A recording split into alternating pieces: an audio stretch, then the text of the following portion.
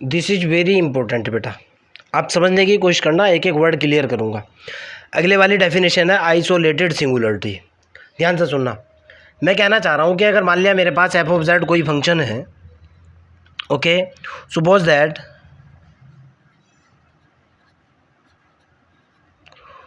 That मैंने कोई function माना f of Z is any function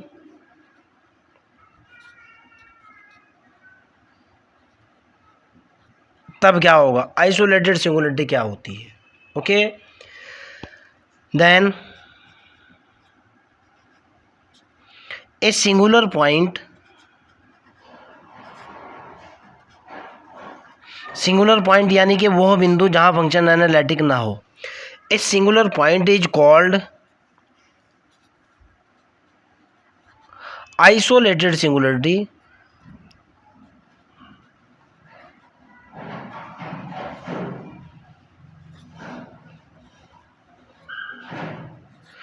उस सिंगुलर पॉइंट को मैं क्या कहूंगा, आइसोलेटेड सिंगुलरिटी कहूंगा if there is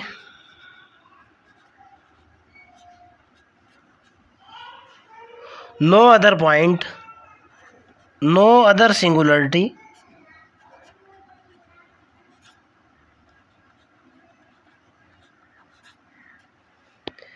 in its NBD, its neighborhood।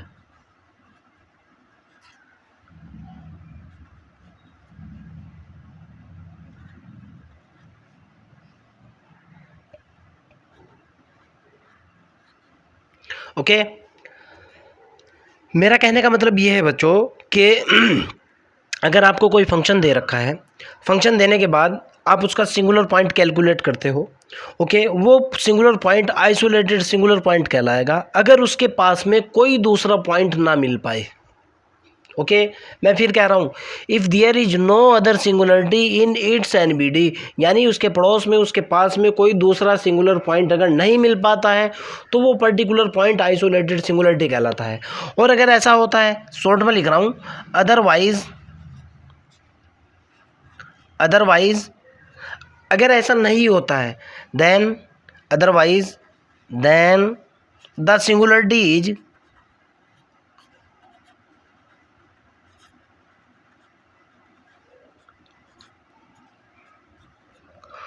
Non isolated singularity, non isolated singularity. जरा समझने की कोशिश करना बच्चों, मैं बोल क्या रहा हूँ। देखो बेटा, नेबरहुड में पॉइंट कैसे मिलेगा और नेबरहुड में पॉइंट कैसे नहीं मिलेगा, इस चीज़ को समझो आप। कौन सा आइसोलेटेड सिंगुलरिटी होगा, कौन सा आइसोलेटेड सिंगुलरिटी नहीं होगा। जैसे मैंने आपसे बोला कि F of Z is equal to, suppose that मैंने कहा कि F of Z is equal to है मेरे पास 1/z² minus k, f of Z is equal to z/z² minus k 1। Clear. अगर मैं इसके जीरोज़ की बात करता हूँ, सारा डिस्कस करूँगा मैं। अगर मैं इसके जीरोज़ की बात करता हूँ, z is equal to 0 is the zeros of the function. Clear. मैंने आपको बोला था कि अंश वाले पार्ट को 0 के बराबर रखो, जीरोज़ निकल जाएंगे। 0 z is equal two zeros. अगर मैं इसके पोल की बात करता हूँ, पोल का मतलब ये निकलता है z²-1 0 के बराबर रखो, z²-1 0 के बराबर रखा, z इज इक्वल टू +-1 इसके पोल हो चुके। ओके, लेकिन यहाँ मेरा क्वेश्चन क्या है कि आइसोलेटेड सिंगुलरिटी, वो पॉइंट जिनके एनबीडी के अंदर कोई दूसरा बिंदु ना हो।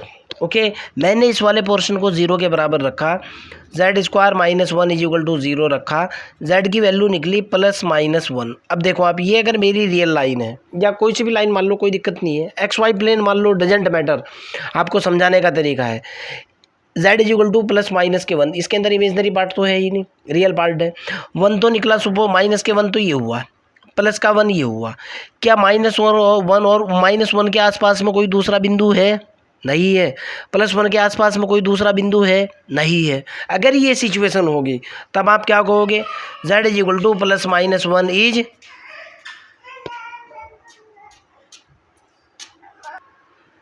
z is equal to +- is a isolated singularity या आइसोलेटेड सिंगुलर पॉइंट, ऐसे भी लिख सकते हो आप। समझ आती है। आइसोलेशन का मतलब होता है अलग थलग, ये दोनों के दोनों पॉइंट अलग थलग हैं, इससे इसके बीच की दूरी बहुत ज़्यादा है। अगर मैं आपको एक क्वेश्चन और कहूँ कि भाई इसके अंदर क्या कौन कौन सी सिंगुलरिटी जिसके अंदर आइसोलेटेड सिंगुलरिटी है, कौन कौन से इसके अंदर पोल हैं, देखो आप आगे समझने की कोशिश करना। फिर मैं आपको एक और चीज़ बताऊंगा नई। मैं आपको कह रहा हूँ कि F of Z is equal to है मेरे पास, F of Z is equal to है जेड प्लस के two divided by Z minus one, Z minus two, Z minus three. Z minus K one है, जेड माइनस के two है, Z minus K three है। मैं कह रहा हूँ कि आपको फाइंड आउट करना है आपको ज़ीरोज़। दूसरे नंबर पर पोल्स निकालने हैं, पोल्स और आइसोलेटेड सिंगुलरिटी आपको, या आइसोलेटेड सिंगुलरिटी कह लो या सिंगुलर पॉइंट कह लो, बात एक ही है। यहाँ से क्लियर होगा आपके। देखो बेटा, ज़ीरोज़ के लिए आपने क्या किया, फंक्शन के अंश वाले पार्ट को ज़ीरो के बराबर रखा। ज़ीरोज़ के लिए आपने क्या, ज़ीरोज़ के लिए z प्लस के two is equal to zero, यानी z is equal to minus के टू। ज़ीरोज़ तो निकल गई है। पोल्स की बात करता हूँ। पोल्स के लिए आपने हर वाले पार्ट को किसके बराबर रखा, ज़ीरो के बराबर रखा। z minus K one, z minus के to, z minus K three बराबर ज़ीरो के। तो क्या हुआ, z इज इक्वल टू निकला वन, टू भी निकला, थ्री भी निकला। ये क्या हुए, पोल्स हो गए। पहली बात इंपॉर्टेंट पॉइंट है, थ्योरम का स्टेटमेंट है, ज़ीरोज़ आर आइसोलेटेड, यानी जो ज़ीरोज़ सिंगुलरिटी होती है वो आइसोलेटेड सिंगुलरिटी होती है। इंपॉर्टेंट नोट में बता रहा हूँ मैं, पोल्स आर आइसोलेटेड सिंगुलरिटी। ये थ्योरम का स्टेटमेंट है जो आगे प्रूफ देने वाला हूँ। जो पोल्स होंगे वो भी क्या होंगे, आइसोलेटेड होंगे, यानी आइसोलेटेड सिंगुलरिटी होगी। लिख भी रहा हूँ मैं, इंपॉर्टेंट नोट में डाल रहा हूँ यहाँ ज़ीरोज़ आर आइसोलेटेड, आप समझ जाओगे, and poles are isolated singularities. आप समझ चुके होंगे मेरी बात को। अब मेरे को देखना है कि इसके अंदर आइसोलेटेड सिंगुलरिटीज कौन कौन सी हैं भाई। पहली बात तो ये है कि इस बात ने बिल्कुल क्लियर कर दिया है कि ये सिंगुलरिटी इसकी आइसोलेटेड सिंगुलरिटी है। z is equal to minus के टू भी आइसोलेटेड सिंगुलरिटी है, z is equal to one two three भी आइसोलेटेड सिंगुलरिटी। आप कहोगे कैसे, कि सर आपने बोल दिया है ज़ीरोज़ आइसोलेटेड होते हैं, पोल्स आर आइसोलेटेड होते हैं। चलो दूसरी बात, मैंने आपको बोला कि भाई वो पॉइंट जहाँ फंक्शन की एनालिटिसिटी ब्रेक हो जाए और जिसके पास में कोई दूसरा बिंदु ना हो, जिसके पास में क्या हो, कोई दूसरा बिंदु ना हो, there is no other singularity in its NBD, जिसके पास में कोई दूसरा बिंदु ना हो। बार बार इसी चीज़ पर फोकस कर रहा हूँ मैं। देखो आप, there is no other point in the NBD. देखो अब आप 1 2 3, ये तो सपोज दैट 1 है, सपोज दैट ये 2 है, सपोज दैट ये 3 है। 1 2 3 के आसपास में कोई दूसरा बिंदु है। मैथमेटिक्स में एप्सिलॉन की डिस्टेंस भी बहुत बड़ी डिस्टेंस मानी जाती है, नहीं है ना। एक और माइनस का 2 है, सपोज दैट माइनस का 2 ये है। -2 से 1 के बीच में बहुत बड़ी दूरी है, 1 से 2 के बीच में बहुत बड़ी दूरी है, 2 से 3 के बीच में बहुत बड़ी दूरी है। कैसी सिंगुलरिटी है, आइसोलेटेड। क्लियर, मेरा ख्याल से समझ आ चुकी बात। अब अगले वाला देखता हूँ कि नॉन आइसोलेटेड सिंगुलरिटी क्या होती है भाई। ये तो आइसोलेटेड सिंगुलरिटी थी।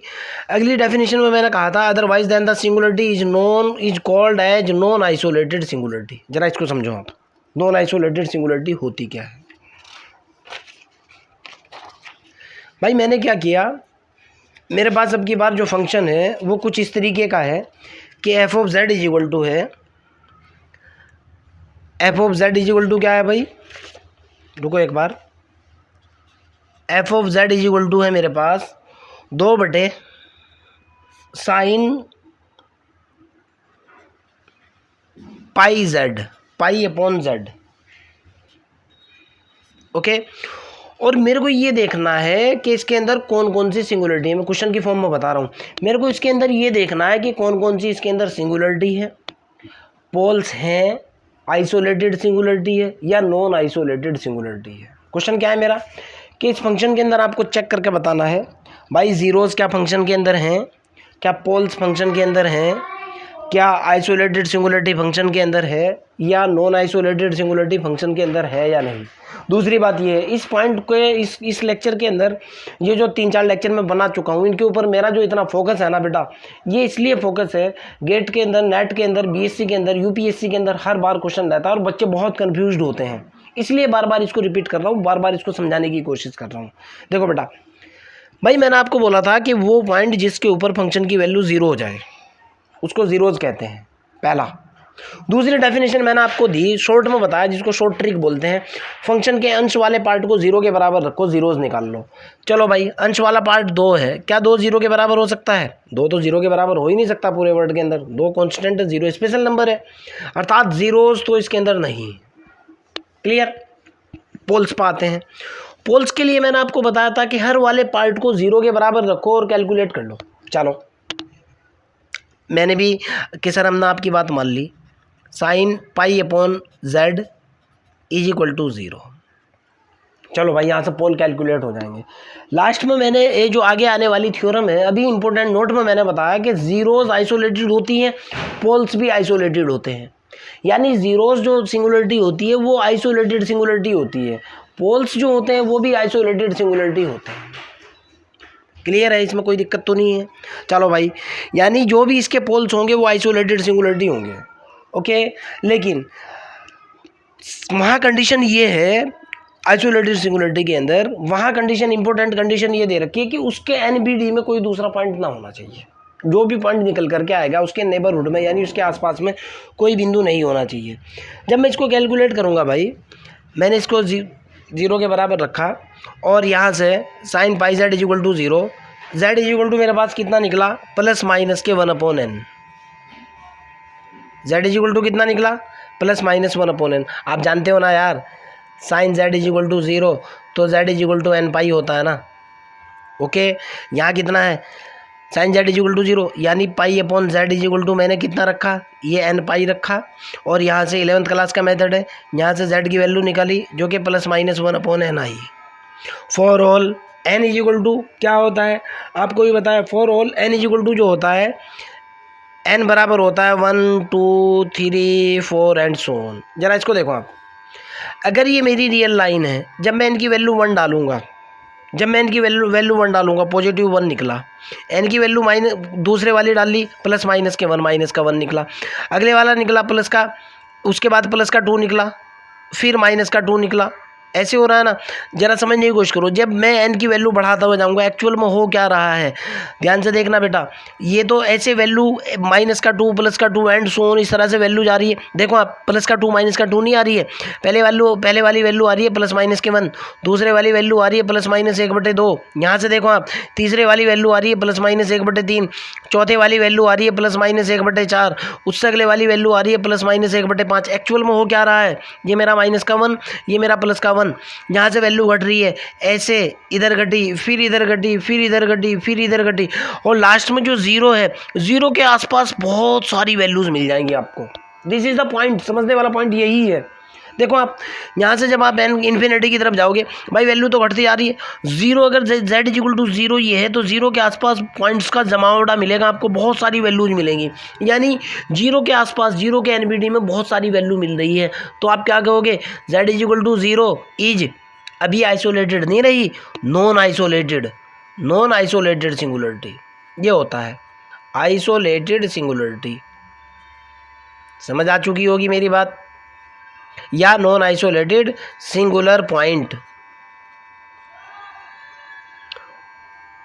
थोड़ा सा डिस्टर्ब हो रहा है, अगले वाले लेक्चर के अंदर अगली बात करते हैं।